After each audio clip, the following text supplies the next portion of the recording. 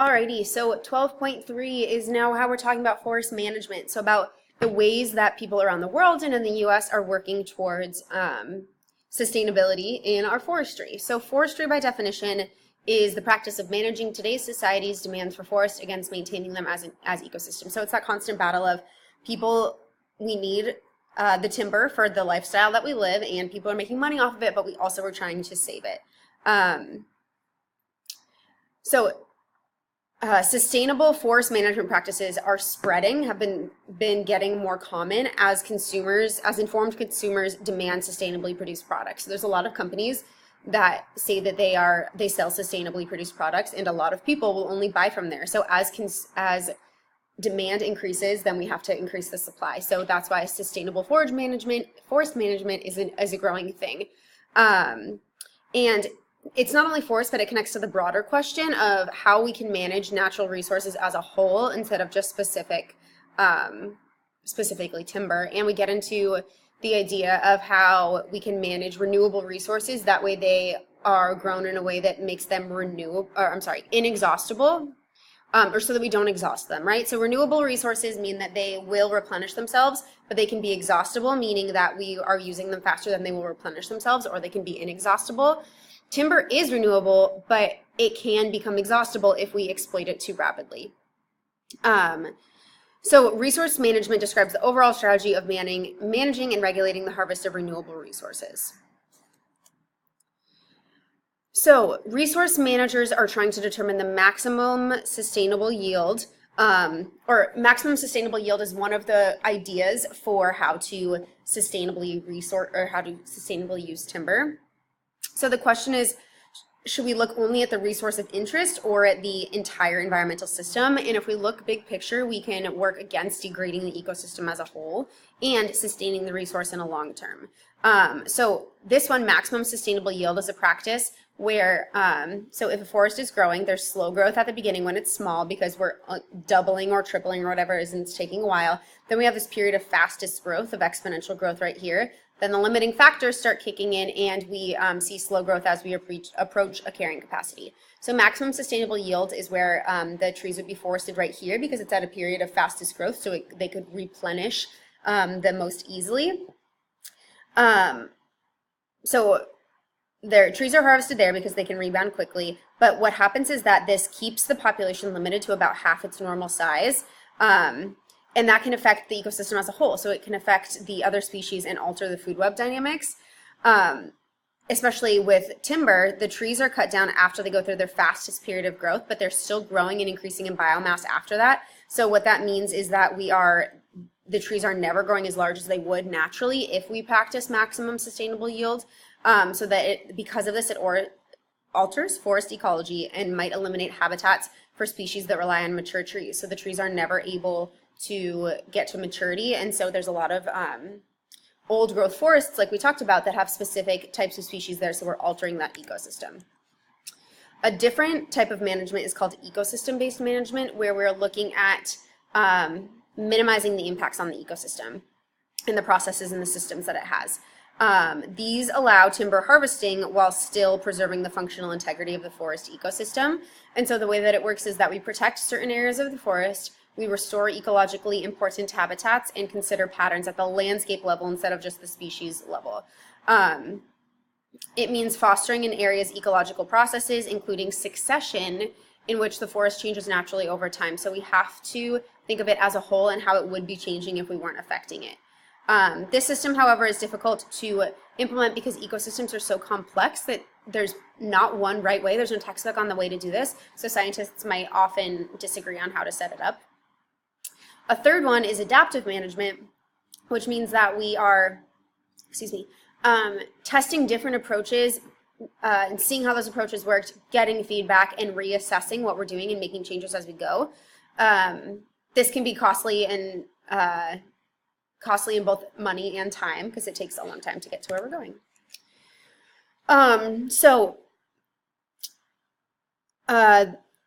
The United States established and began managing the national forests as a high rate of deforestation gave rise to fears of a national timber famine. This happened about a century ago.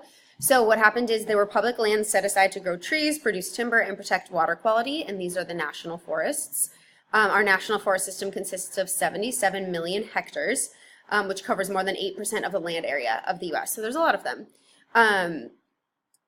And the U.S. Forest Service was established in 1905 to manage the forest for the greatest good of the greatest number in the long run, quote unquote. And this happened during the progressive era, when there was a lot of social reform and people started to use science to inform public policy.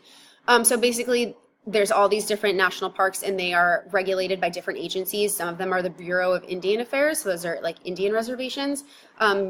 Bureau of Land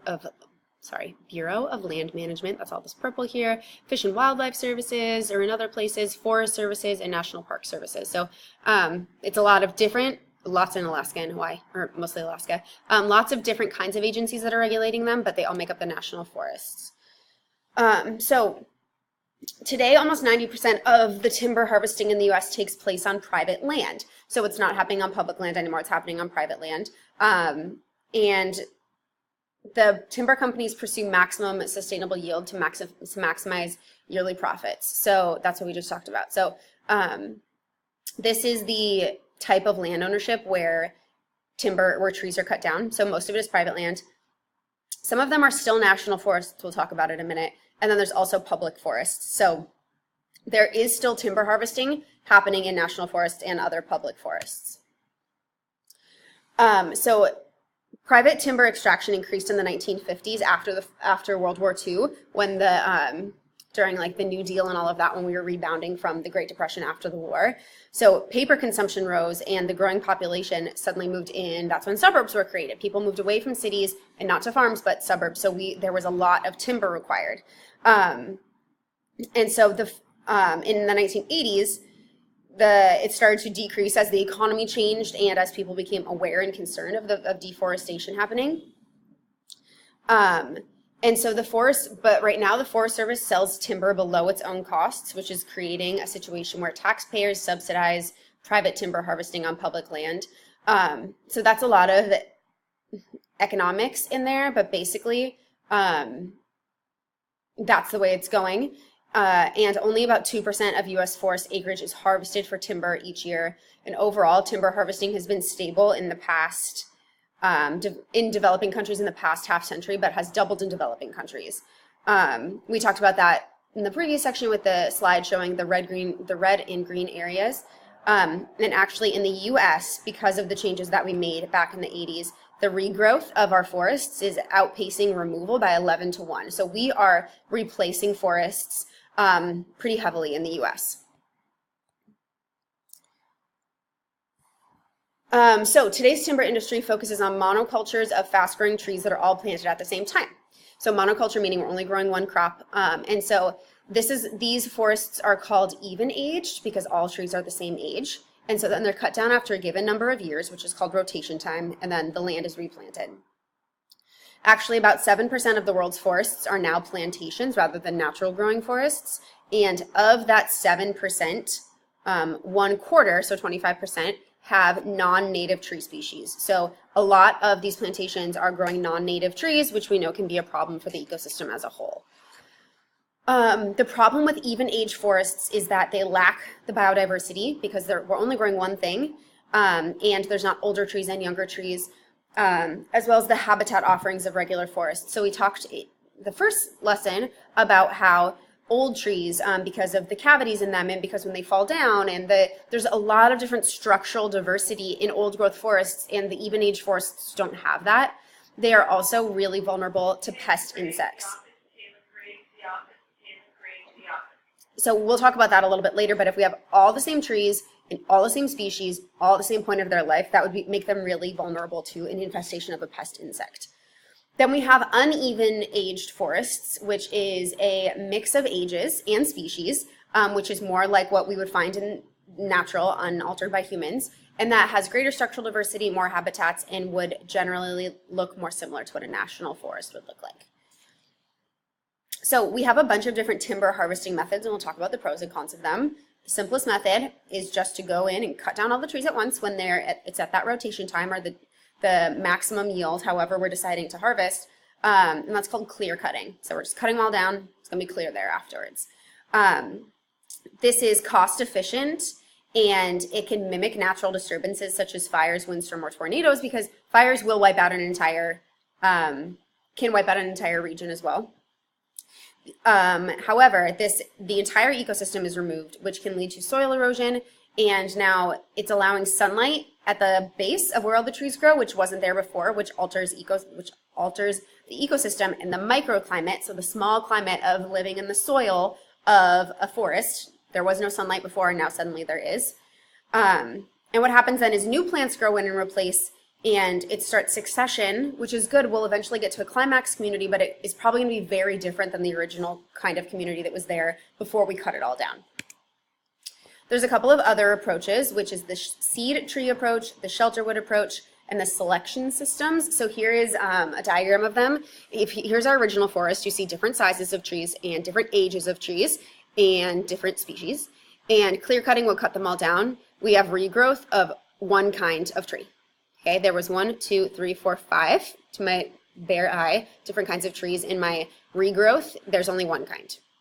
Then we have what's called seed tree approach, where we would leave some trees that are producing seeds instead of cutting them all down. So if we're leaving a tree that's producing seeds, then that tree will lead to naturally other trees of the similar kind growing there. So it's helping keep the ecosystem the way that it was. Then we also have what's called shelterwood systems, which is where we would leave some mature trees behind to shelter the growing seedlings. So to make sure that they're protected and that it can grow back in a similar way. So the harvest would look like leaving 1 or 2 trees there, and then when it grows back, we have the big tree and then several of the smaller of the same kind. Then we have selection systems, which during selection systems, we maintain uneven aged forests by only removing some trees. So if here's all the forest, we would cut down only some of them, and that's going to be the most likely that it's going to grow back the same as it was before we cut them down. The trouble is that, well, they maintain the most structural diversity, but they compact the soil and they disturb the forest floor, these selection systems. Also, it's the most expensive to do that because you're being selective and you have to have different strategies to cut them down than if you're cutting them all down. And it can be a little bit more dangerous to the loggers. And so as companies wouldn't prefer to do that. It's better for the ecology, but companies wouldn't prefer to do that. But regardless of how we're cutting them down, all of them disturb the soil, all of them alter the habitat, and all of them affect the plants and animals. Most of them will speed runoff because the trees are gone, which can raise flooding risks and increase erosion, which can lower the water quality and lead to landslides. There's a lot of effects of, no matter even if you do the most sustainable method of cutting down the forest, there's a lot of consequences. So the way that we manage our forest has changed a lot over time. For the past half century, the U.S. Forest Service has followed the multiple use policy, meaning that forests are to be managed for recreation, so you and I can go there and enjoy them. Wildlife habitat, we're going to maintain them so that all the same living things can live there. Mineral extraction, so we can get some mineral extraction and other uses in addition to timber, so we can get some natural resources out of them while still maintaining them. However, it was usually, they were labeled as multiple use, but really most of them were still just being used for timber. So that doesn't really match that. But then in 1976, the U.S. Congress passed the National Forest Management Act, which required the Forest Service to draw up renewable resource management plans for each national resource. So basically, we need to make sure any natural resource we're getting out of there has a renewable plan that goes along with it. These plans need to have things like they need to consider both the environmental and the economic effects. They need to provide for diverse ecological communities and preserve regional diversity. So they need to be able to keep the biodiversity that was originally there. They need to ensure research and monitoring of management practices. So we are making sure that we're going back and that the management is happening the way that it was supposed to. It needs to allow increased harvests only if it's sustainable.